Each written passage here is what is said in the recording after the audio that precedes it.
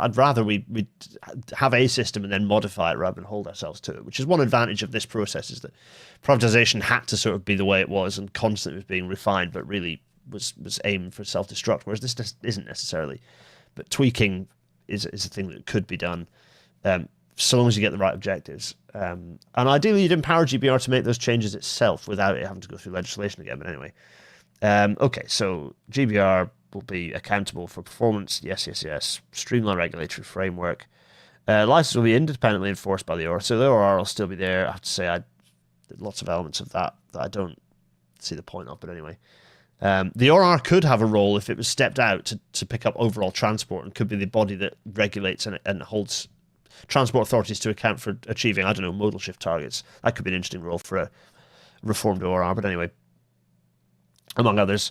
Okay.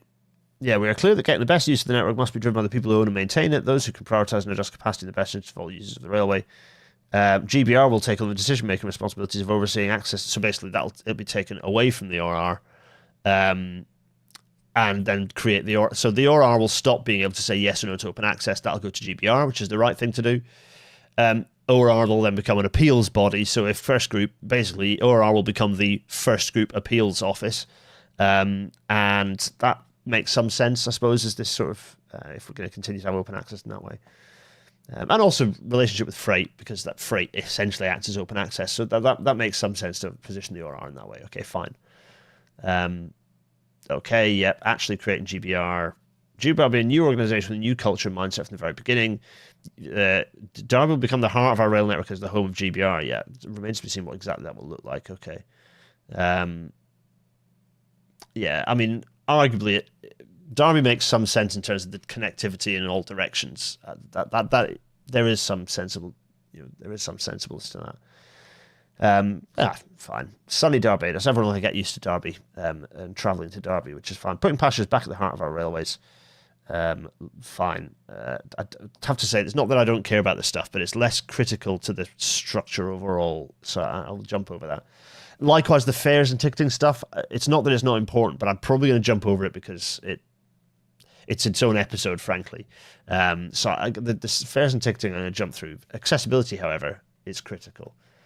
So let's see. Recognise the importance of an accessible network. Okay. And it's clearly named accessibility as one of the 6 key objectives of the railway. Sure. Disabled passengers are a key priority within this. Directly felt, yep, absolutely. Easy to deliver and consistent, simplified fares and ticketing for disabled passengers. I mean, yes, but that. Okay.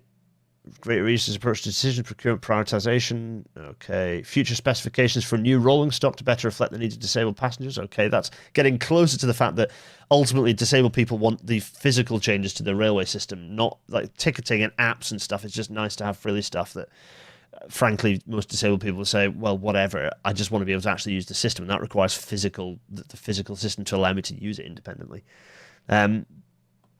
So not anything on here we are. Taking a whole system approach to station management, delivering upgrades and enhancements across both track and train. GBR will to utilise resources more efficiently, removing the barriers faced by disabled passengers, and delivering on accessibility objectives more effectively than under the current fragmented system. That's correct, yes. These integration benefits and accessibility improvements will make the railway easy to use, not only for disabled passengers, but also for groups such as passengers with reduced mobility and the elderly. That's a weird ChatGPT-esque looking thing, because passengers with reduced mobility is the horrible jargon word for disabled people and the elderly. So they could have just said, people with buggies and the elderly, or people with heavy, that. Anyway. Furthermore, our commitment to ensuring there will be representative on the GBR board responsibility. Okay, fine.